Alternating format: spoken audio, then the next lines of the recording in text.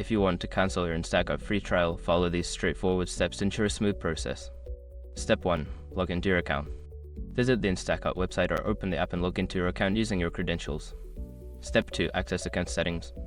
Once logged in, navigate to your account settings. This is usually found by clicking on your profile icon or name in the upper corner of the screen. Step 3. Find subscription details. In account settings, look for a section labeled Subscriptions or Membership. Click on it to view your current subscription details. Step 4. Cancel the free trial. Within the subscription details, you should see an option to cancel your free trial. Click on this option and follow any prompts to confirm the cancellation. Step 5. Check for confirmation. After cancelling, check for a confirmation message or email from Instacart to ensure that your free trial has been successfully cancelled.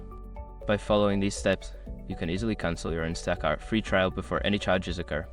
If you have any further questions, consider reaching out to Instacart's customer support for assistance.